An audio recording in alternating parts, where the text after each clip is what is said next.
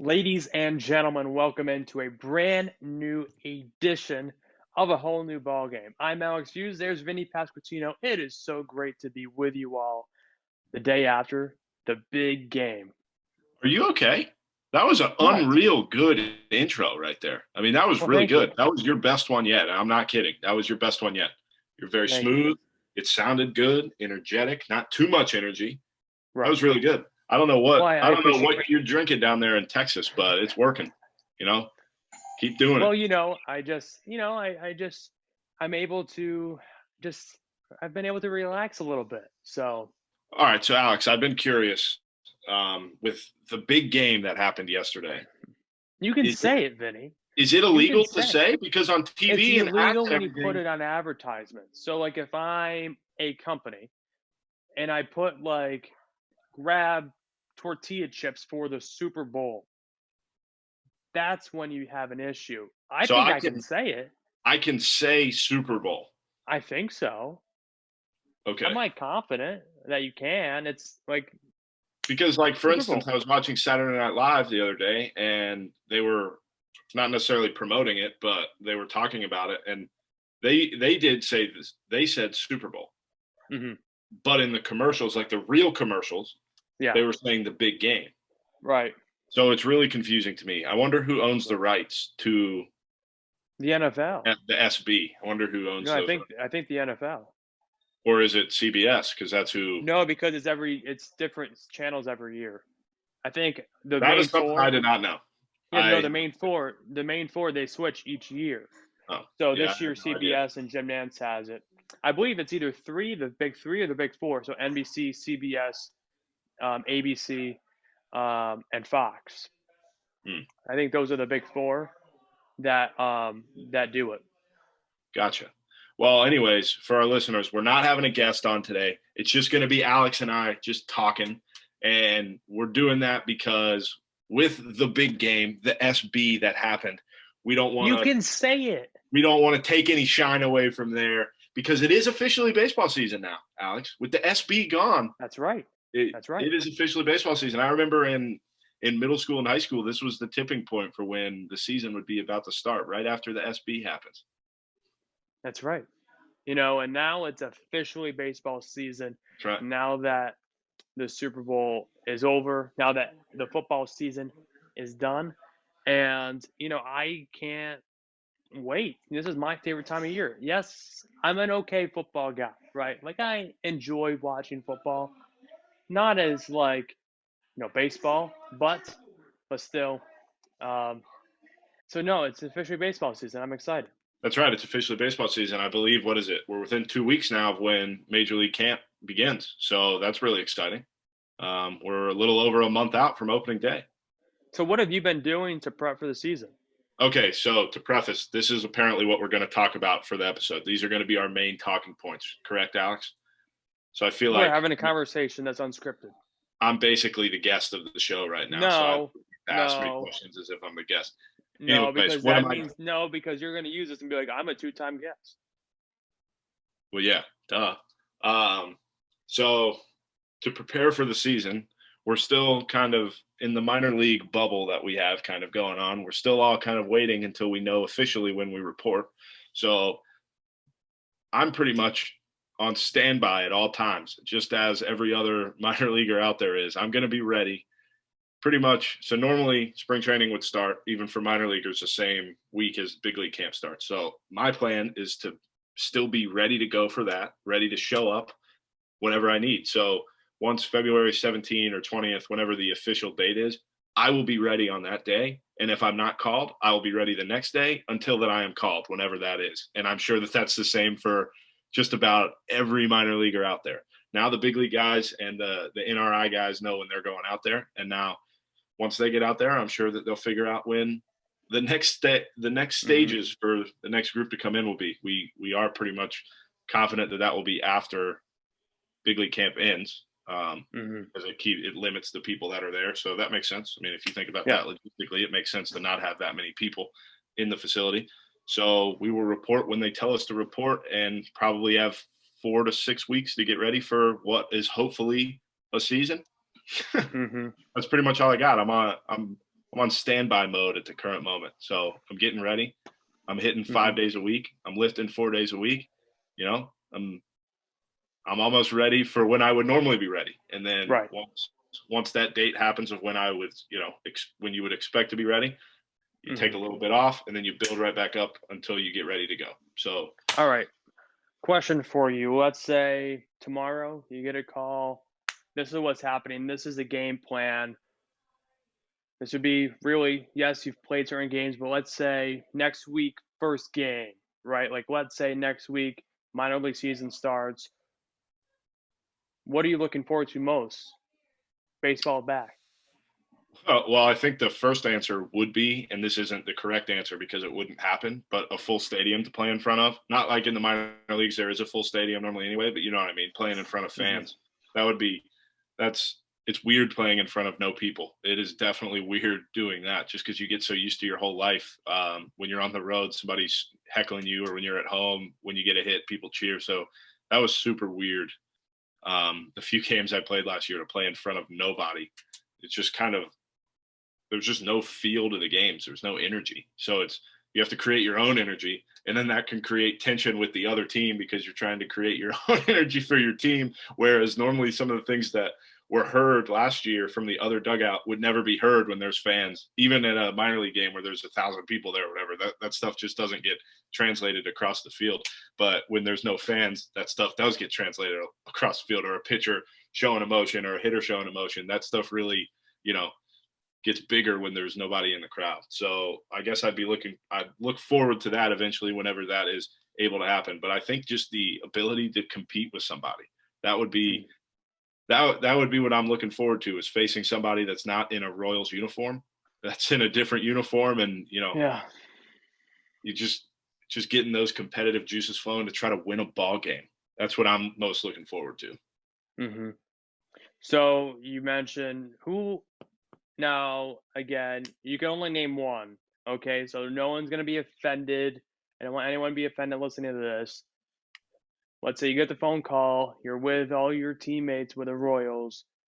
Who's one person you're looking forward to most just seeing again when the season rolls around? Well, I really can't answer that. I think that's an unfair question to pose that to me, seeing one person. So Why? because I have a circle, I have a circle of friends. So it would be that group. So I'm not going to mention any names. They know who they are. There's a ton of people I want to see. I mean, if if we're looking at people I don't talk to on a daily basis, I've got my friend Michael Garcia, who's down in Venezuela right now, who I haven't seen since Instructs. I haven't Mm. talked to him since Instructs, other than like Instagram DMs, because that's the best way for us to communicate. So we every once in a while just chat back and forth that way. So it's fun to see those guys who you're not able to see or really talk to in the off season that much. So I don't have an answer for you. That's one specific person. All right. Well, I mean, you answered it, but not like my Yeah, actual question. yeah, that's right. All right. How about this? I'm going to switch it up on you. All right, come on. Again, this is completely unscripted. Yep. And why don't we play balls and strikes? You and I. Okay. But both of us want the other person to lose. So we're going to call a lot of balls. You don't know that. Okay, I'll go first. Do you have a hunch on how you're going to die? I'm going to say strike. Thank you. It's a good question. I actually really enjoy this question. The first time you asked, as you can tell, like if you were watching it, like I lost it. Like you made me laugh. I believe the first one you asked was PJ, and it's a good question. And I would say no. I don't have a hunch or an idea, but it's definitely one I've thought more about since you first asked it to PJ. Thank you. Thank you. Also, Alex, I forgot. After this, when we wrap up, I'm going to tell that story that I wanted to tell. Oh yeah, So yeah. that's how we'll finish today's episode off. Okay. Okay. When was the last sport moment that made you cry? That just made you feel raw emotions? I'm gonna say ball because I don't cry, and You're a tough guy. I try to be. I cry. And yeah, no, I'm not I a let my crier. emotions just hang out there. I'm not a crier, and I would say ball I don't cry. The closest I would say would be Derek Jeter's walk off, or no, That would be one of mine. I, Or I for would me, say Jose Bautista's home run. I remember exactly where I was when he hit that ball, and I jumped off the couch. It was unreal. yeah. Also 2017. I think it was 2017. Maybe no, it wasn't 2017. It was 2019. Yeah, 2019 when Jose Altuve hit the home run off of a Aroldis Chapman. Oh yeah, That killed me a little bit. yeah. Not And gonna right lie. before that, LeMahieu hit the homer to tie the game. Mm-hmm. Mm-hmm. Yep. Okay, that's enough about that topic. Yeah, no, that was tough. That was tough. So I would say ball, but decent question. Thank you. All right, let's see. So I'm up now. What is your biggest pet peeve? When people call me buddy, and I'll give it a strike because no one's ever asked me. It Buddy. makes me so mad when people call me Why? buddy because I call my dog buddy. And so whenever anybody calls me buddy, I look at the way that I perceive it, no matter what, is that they're talking down to me. And I hate it Mm. so much. I actually gave a speech on this my sophomore year of high school in communications. We had a speech on our biggest pet peeve. That's what I talked about. I call it the buddy formation. Just don't call me buddy. It fires me up. And people from high school know that it does. So when I see them now, they call me buddy just to see what happens. I don't lose my mind or anything, but I get heated real quick. I don't know why. It's just always something that's bugged me. Always. Mm. Mm. All right, so 1-0. 0-1. All right, 0-1. Let's see. Would you rather drink out of a plastic or a glass cup? Good question. Strike. It's a really good question. I'm going to have to go glass, but I have two types of answers to this question. If I want to drink cheap and be able to throw away my cup, obviously plastic. But if I'm having a nice meal or something, glass. Drinks just taste better from glass. All right. So I'm ahead 0-2. Who's one pitcher in the game of baseball right now you would be scared to face? Ball and scared to face. I don't know. I'm not really scared of the big name guys because you kind of know who they are and what they got. The ones that I hate facing that are terrifying, and guys know this, are the big lefties that are in rookie ball or in Arizona that throw 100 and they have no idea where the ball is going. They have no clue. And the righties face this too, where there's big righties that just have no clue.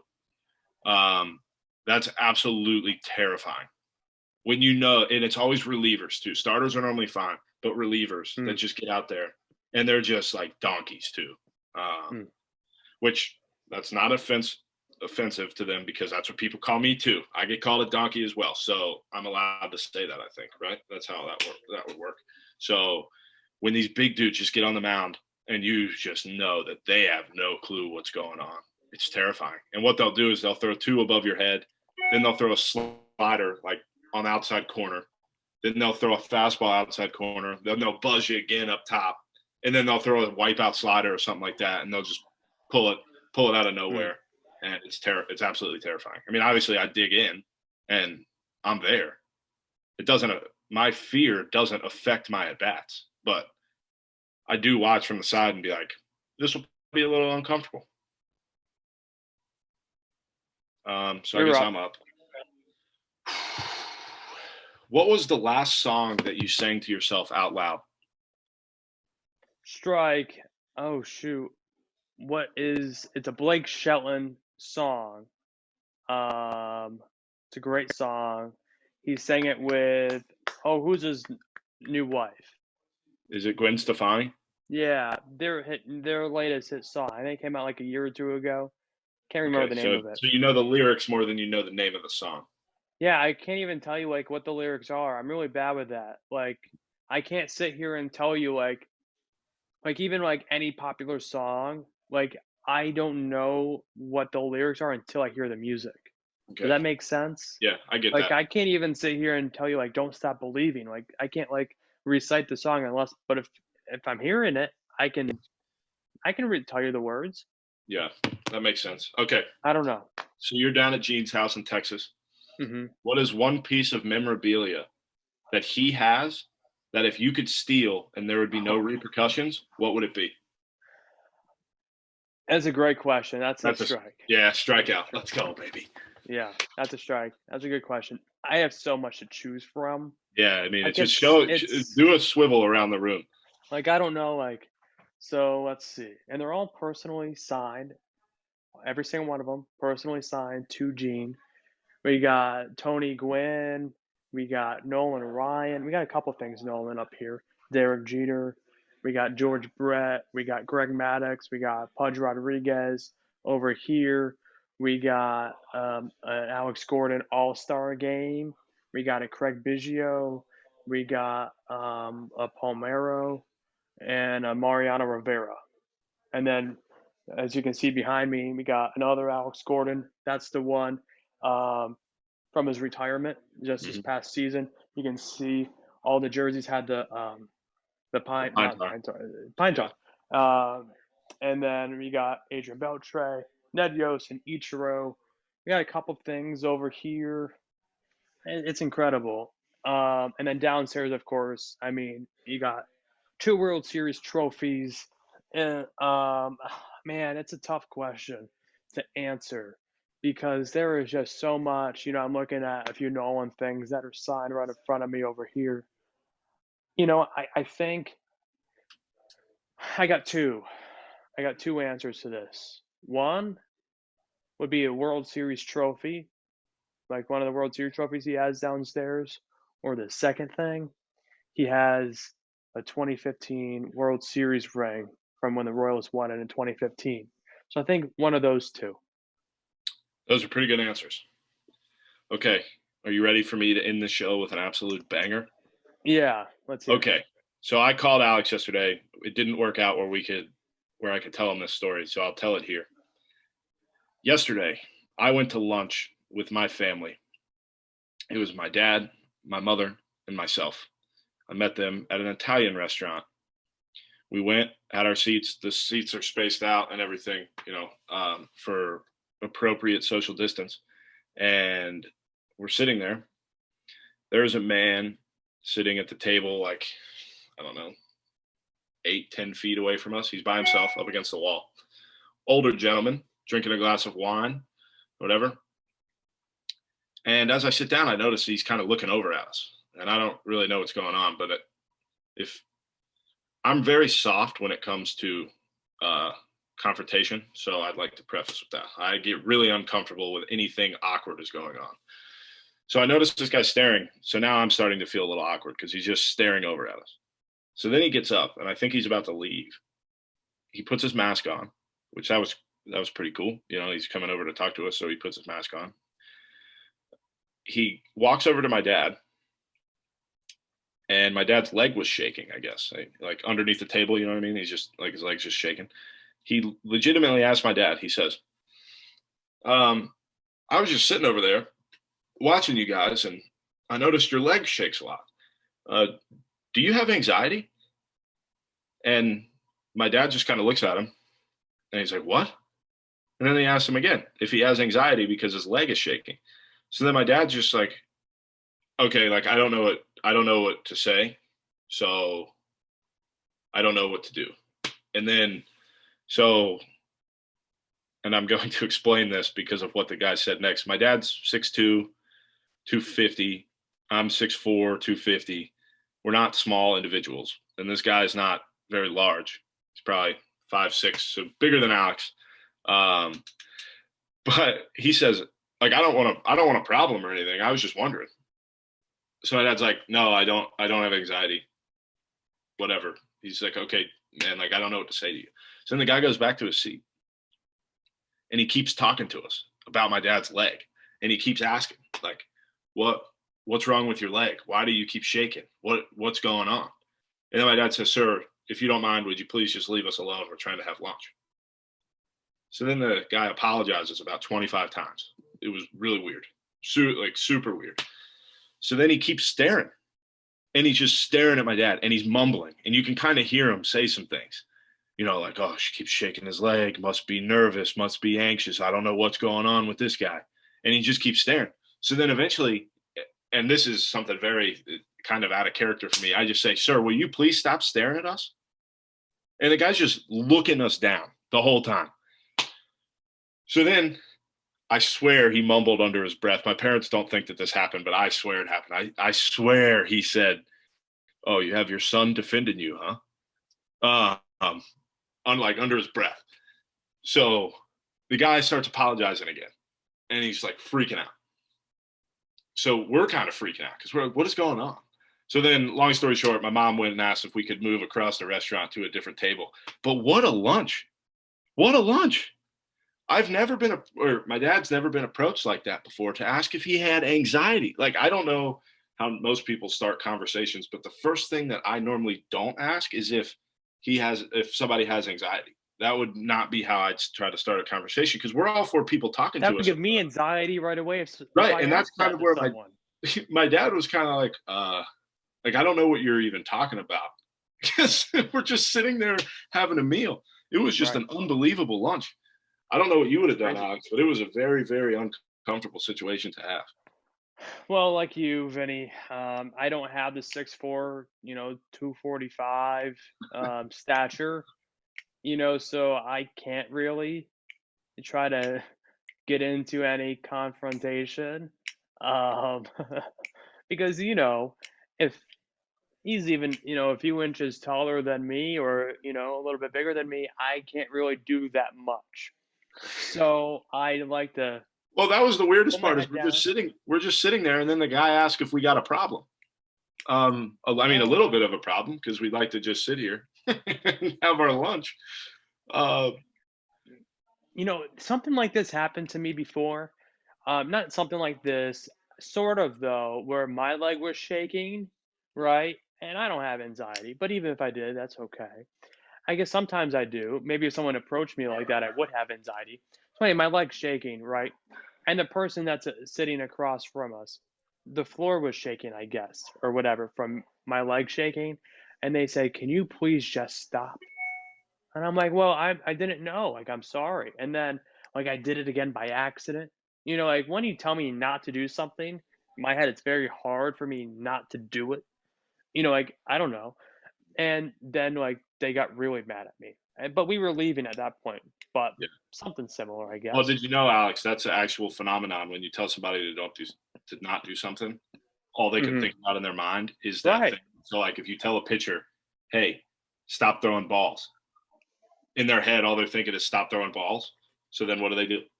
And like when you're a hitter and you only think about not striking out, what do you do more? You strike out all the Right. time. It's amazing. Like when I tell you, like, ask better questions. Well, that's okay though, because you're giving me like a positive mindset, like ask better questions, not stop asking bad questions. Because then in my head, I'm like, ooh, is this a bad question? Is this a good question? What's going on? Hmm. But if it's like if you're talking to a pitcher and you want them to throw more strikes, a cue could be depending on what you want to say, is like be aggressive in the zone. Because Hmm. now all of a sudden that's what they're thinking is, all right, I want Being to be aggressive in the aggressive. zone. It's Yeah, all about the mentals. all about the mentals, baby. But what a story! What a story to end this special edition Super Unreal Bowl lunch. podcast. What would I want to know what people would have done if that happened to them. So Yeah, let hopefully us know. respond and say what would Hmm. happen. It was a wild experience. But without further ado, I know I want to go and watch some of this pre-game before the big game SB. today. Who do you got, Vinny? So everybody knows I'm a Jets fan, so I watched Tom Brady do his thing for 19 years. But it's really, really hard to bet against the Chiefs. So I will be, if you were to ask me who I'm picking, which you did, I would say the Chiefs. Hmm. Hmm. That's I would probably say same. 34-27 in that range Okay. is probably where I'd Okay. guess. So Yeah. that's going to be my prediction. Okay.